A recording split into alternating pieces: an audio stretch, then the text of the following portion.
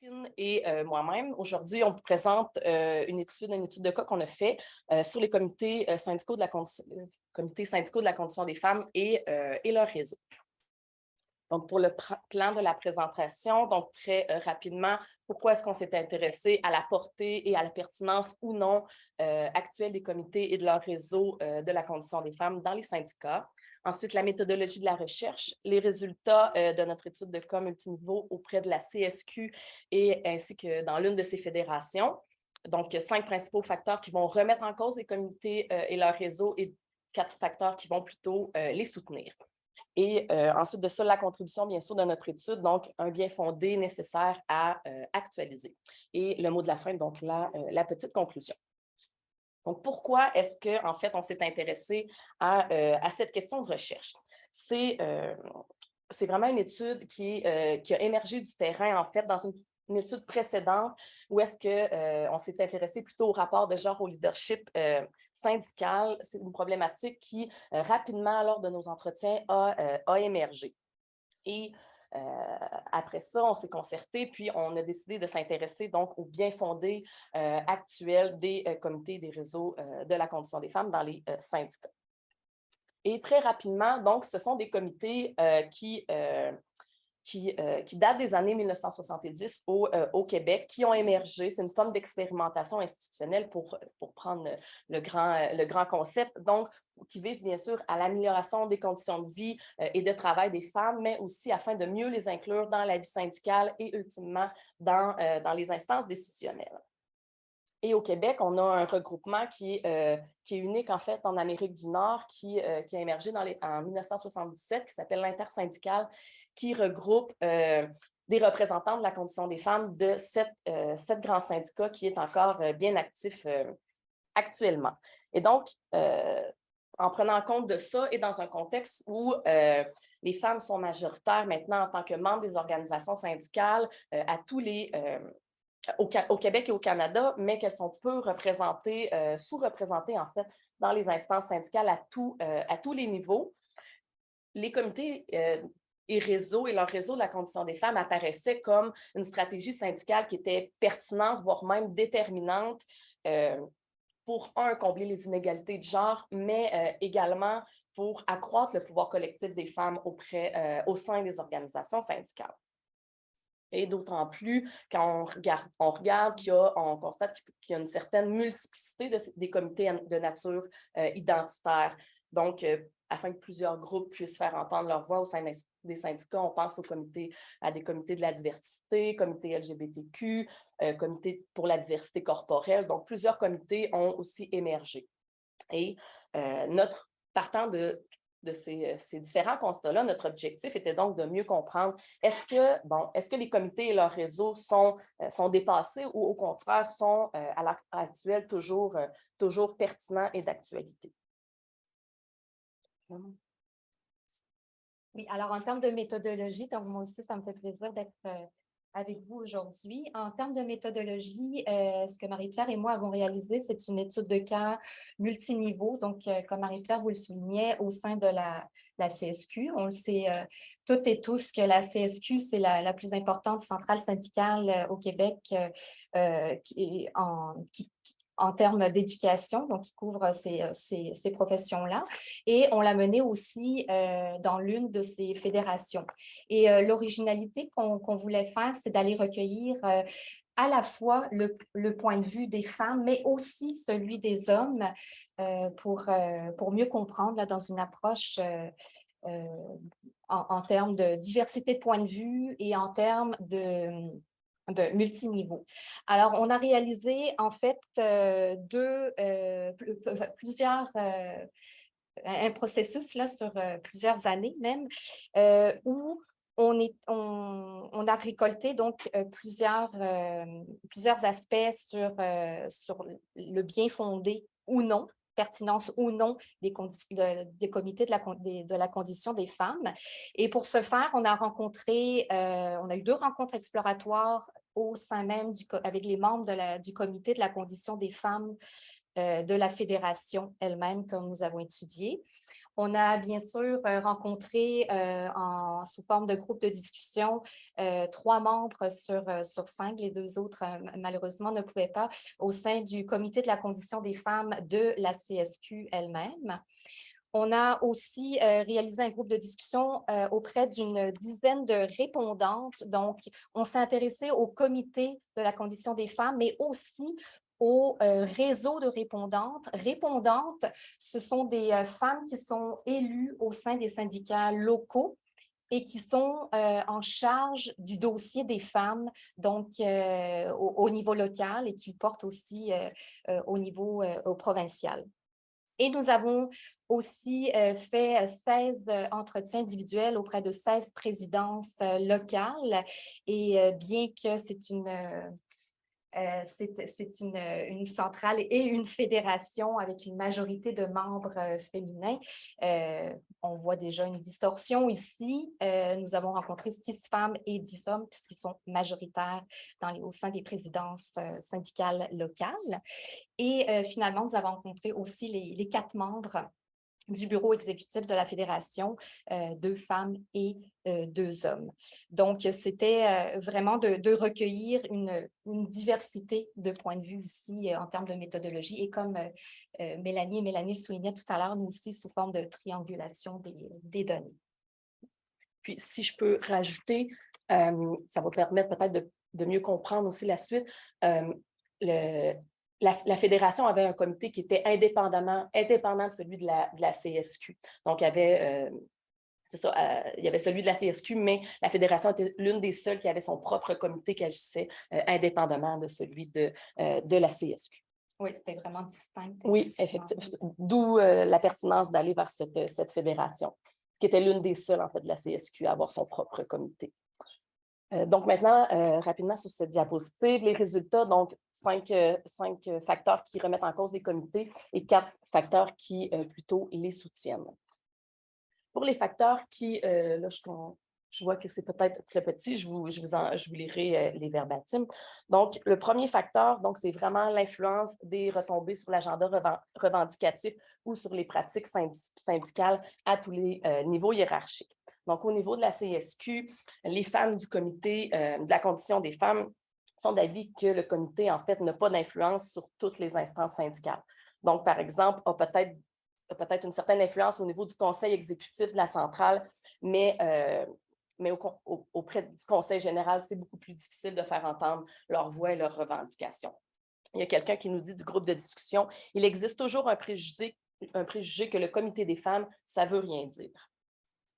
Et au niveau de la fédération, ce qu'on constate, c'est qu'il n'y a malheureusement pas plus de retombées lors de nos entretiens. Donc, au moment de la recherche, il planait même aussi la possibilité de faire complètement disparaître le comité et le réseau de la condition des femmes en raison, donc justement, d'un dédoublement de la structure de la centrale, donc au niveau de la fédération. Donc, selon eux, ça leur permettrait d'économiser du temps, de l'énergie et bien sûr des coûts.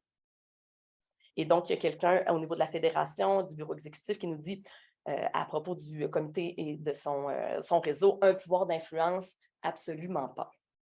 Au niveau maintenant plus local des syndicats affiliés, les participants, hommes et femmes qu'on a rencontrés, vont vraiment mettre l'accent sur le manque de répercussions concrètes au local. Donc, peu de rayonnement au niveau des milieux de travail, des actions portées par le comité et son réseau.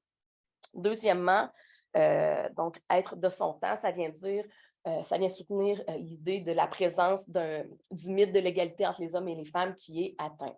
Donc, la société était perçue par certains comme désormais, en fait, égalitaire entre les hommes et les femmes, de sorte que les comités et son réseau ne sont plus nécessaires. Donc, il y a plus de préoccupations féministes à défendre. Puis, selon même certains participants de notre étude, ce sont davantage les jeunes qui ont cette perception-là d'un discours plus archaïque, voire même ringard à propos des comités de la condition des femmes et leur réseau. Puis, au niveau maintenant de la fédération, ce qui ressort, c'est que le statut professionnel des membres, qui est un statut plutôt de privilégié, fait en sorte que plusieurs femmes n'ont pas de prise de conscience des inégalités qui peuvent exister entre entre les femmes et les hommes à l'heure actuelle. Donc, il y a quelqu'un au niveau de la présidence, un homme au niveau local qui nous dit « Les femmes aujourd'hui trouvent que c'est du dépassé. Ça fait partie de leurs parents et non plus de la vie d'aujourd'hui. » Troisièmement, le troisième facteur, donc la non-reconnaissance des préoccupations spécifiques aux femmes. Et ça, c'est soulevé tant par les femmes que par les hommes. Et c'est un autre facteur qui explique la remise en cause. Il y a quelqu'un au niveau du groupe de discussion de la CSQ qui nous dit « Quand tu arrives avec des affaires santé-sécurité, ça passe mieux que des droits qui sont directement liés aux femmes. Donc, quand ça touche tout le monde, c'est mieux. » Donc, souvent, dans les instances syndicales, quand les femmes du comité des femmes prennent le micro, il y a souvent de vives réactions lorsqu'elles font connaître leurs revendications. Et donc, il devient pour elles difficile de s'exprimer, d'exprimer leur point de vue, leurs revendications et de faire reconnaître également leurs réalisations. Quatrième facteur, donc l'espace pour les femmes ne manque pas.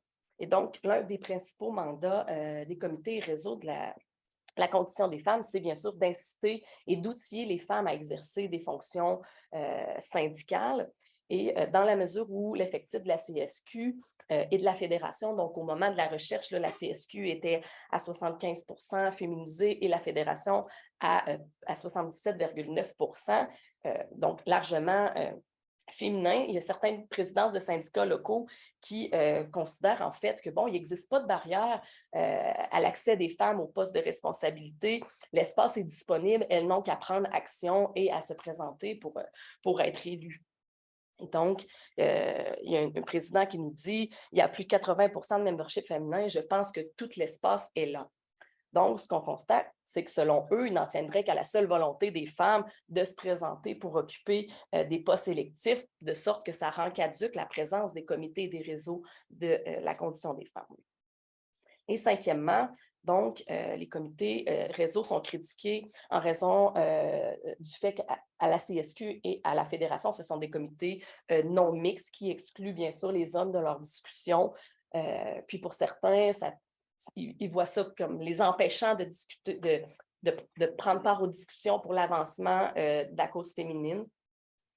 Une femme qui me dit « Des fois, j'aimerais que ça ne soit pas juste des femmes parce que la condition des femmes, à mon sens, ça ne regarde pas seulement que les femmes. » Il y a même certaines participantes qui ont proposé de jumeler le comité des femmes avec le comité des jeunes, puisque les femmes, au niveau du comité des femmes, sont de plus en plus jeunes. Donc, pourquoi pas mixer ces deux comités-là ensemble? Il y en a d'autres qui ont proposé davantage, qui aimeraient mieux avoir des comités sur l'égalité, donc au lieu d'avoir des espaces seulement réservés aux femmes.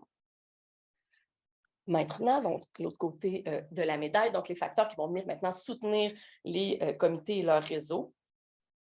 Donc, premièrement, bien sûr, donc la persistance des inégalités entre les femmes et les hommes dans la société, les milieux de travail et les syndicats. Donc, ce qui est un peu le contraire de ce qu'on disait tantôt. Donc, si pour certains, il y a la perception d'une égalité déjà atteinte, ici, c'est vraiment le contraire en disant que bon, les comités et les réseaux permettent plutôt d'éveiller les membres sur la persistance des inégalités, que ce soit au niveau de la ségrégation sexuelle, de la discrimination systémique, l'inéquité salariale et bien plus encore. Donc, il y a un homme au niveau du bureau exécutif de la Fédération qui nous dit « Il y a encore tellement de situations problématiques qui sont reliées à la condition des femmes qui justifient la présence d'un comité de la condition des femmes. » Et un autre homme au niveau local qui nous dit « Le combat des femmes dans la société est loin d'être gagné. » Le deuxième facteur, c'est que les comités, bien sûr, de la condition des femmes et leurs réseaux permettent de lutter pour la cause féminine, mais aussi plus largement pour les autres groupes minoritaires, par exemple, toute la communauté LGBTQ. Il y a un homme au niveau local qui nous affirme « Plus les femmes détiennent du pouvoir, plus les gays et lesbiennes ont du pouvoir, sont plus reconnus, ça va de pair. » Et troisièmement, donc, les comités seraient une porte d'entrée à l'inclusion, à l'implication des femmes au poste électif. Donc, ça serait une façon, entre autres, de faire du recrutement syndical.